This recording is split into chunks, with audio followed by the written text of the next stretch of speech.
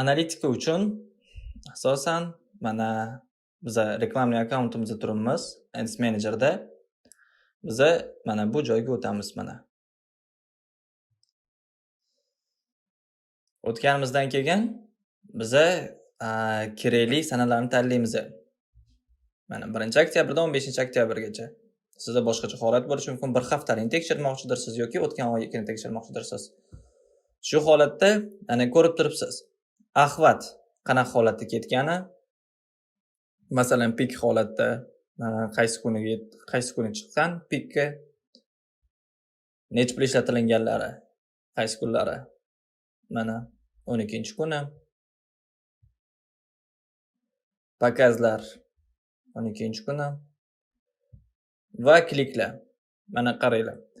Bu sanada 5-oktyabr kuni menda kliklar narxi 1 sentdan tushgan.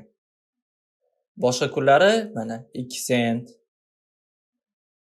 mana 3 sentga ko'tarilyapti. 2 sent juda ham katta raznica emas. 1 sentdan 3 sentga o'tishi, chunki baribir 1 sentdan 3 sentga o'tadi, katta raznica. Endi masalan ishlatayotgan budjetingizga ham bog'liq. Keyin mana qaranglar. 1 sentdan 3 sentga o'tyapti. Men bu yerda masalan 5-oktyabrdan 12-oktyabrga deylik. Men 12-oktyabrgacha 7 kun bo'ladigan bo'lsa, 7 kunda masalan reklamadagi rasmni o'zgartirmaganman. Auditoriyam узкий bo'lgan. Kichkina auditoriyaga bitta rasm yoqqanman. Bir xil rasm aylantirursangiz, u rasmdan zerikishgandan keyin odam baribir klik soni sekin ko'tarilish boshlaydi.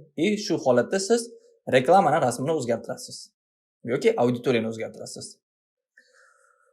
Mana biza ko'rib turibmiz 5-oktyabr kuni 1 sentdan tushyapti.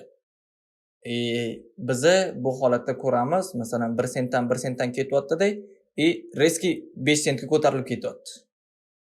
Yo'qsa 5 sentdan ketyapti-da, reski 4-3 bo'lib turib, yo'qsa sraz 2-1 sentga tushib qolyapti. Biza nima qilganimizni evaziga shuni bilishimiz uchun, masalan biza Ads Managerdan ko'ramiz, qaysi chizsa kuni nimani o'zgartirdik, nimalarni qildik, nimalarni qo'shdik, nimani o'chirdik.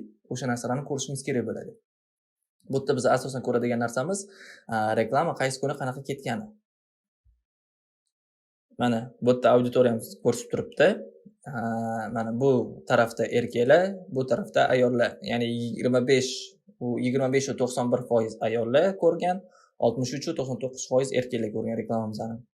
Biza faqat erkaklarga yoki faqat ayollarga deb bermaganmiz, biza hammasini olganmiz. Xo'p, biza bu yerda ko'rib turibmizki, mana ahvatlarni necha yoshdan necha yosh o'rtasigacha ahvatlar qanaqa bo'lgani. Mana bizda eng pik, mana bu oltin auditoriyamiz 25 dan 34 bo'lyapti.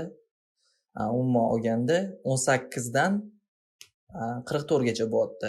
Mana ko'rib turibsizlar, mana shu uchala yosh gruppalari o'rtasida bo'lyapti bu narsa. Asosan erkaklarda. Bu yerda asosan qurilish, yangi uylar, shu narsa bo'lgani uchun asosan erkaklar klik qilishgan. Baribir masalan ko'pincha erkaklar sotib olishadi. Ofis продажаga kelishsa ham, sotuv ofisiga kelishsa ham 75-80% erkaklar kelishadi. Qolgan 20%, 25% erkaklar faqat ayollar bilan birga kelishadi. Bu yerda biza qaysi region qanaqa ishlaganini ko'rsak bo'ladi.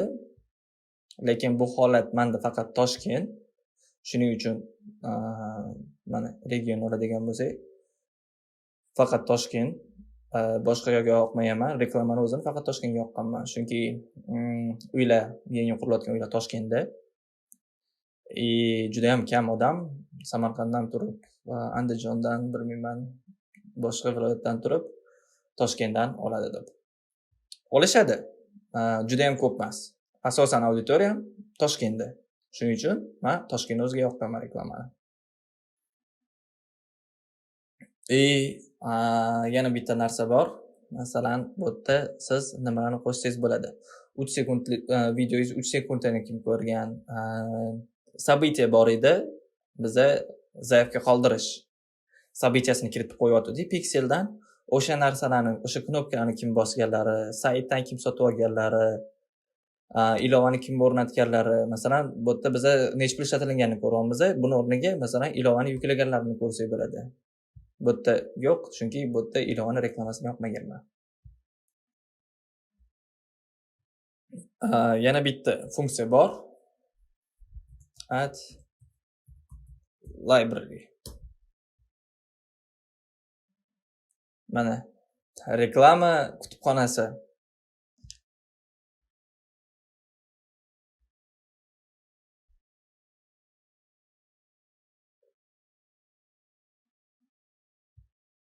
Bu yerda biza nimani ko'ramiz? Mana O'zbekistonni tanlaymiz va hamma kategoriyada reklamalarni ko'rish.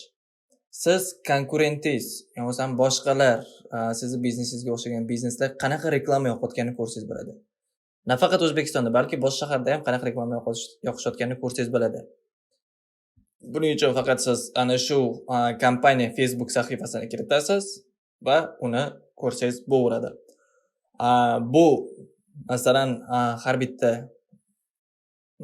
o'xshaydigan o'xshamaydigan taraflarni aytib o'tishim kerak. Bu sayt hamma kompyuterda ochgani bilan, har doim bu saytga kirish mumkin bo'lgani bilan, har doim ham 100% to'g'ri ishlamaydi bu sayt. Siz masalan boshqa kompyuterdan kirsangiz ochmay qolishi mumkin, ba'zida kech payt, ba'zida ertalab kirsangiz reklamalarni ko'rmay qolish, reklamalarni qidirsangiz ko'rmasligingiz mumkin. Oddiy misol bu Instagram, Facebookda ham bo'ladigan holat. Ba'zida Instagramni linkingizni aylantirib ko'rmoqchi bo'lsangiz, internetingiz bo'lsa ham yangi rasmlarni ko'rsatmaydi, yaxshi ishlamaydi. Telegramda ham bo'lib turadi bunaqa holat, xuddi shunaqa. Bu yerda siz kompaniyani Facebookini yozasiz va qanaqa reklamalar yoqqanini ko'rsangiz bo'ladi. Shunaqa qilib biza Ads Manager orqali bu yerdan reklamalarimiz qanaqa ketgani, qaysi kuni nima bo'lgani, qaysi o'zgartirish kiritganlarimiz qanaqa ishlaganlarini ko'rsak bo'ladi. Bu joyda bo'lsa Add Library, reklama kutubxonasi. Bu joydan konkurentlarimiz qanaqa reklama yoqayotgani, qaysi joyda yoqayotganini ko'rsak bo'ladi. Faqatgina Audience Network, Messenger, Instagram va Facebookda yoqilayotgan reklamalarni ko'rsatadi. Bu yerda Google'da, Yandexda yoqayotgan reklamalarni ko'ra olmaymiz. Bu videoda gaplashadigan mavzuyimiz shu edi. Keyingi videoda ko'rishguncha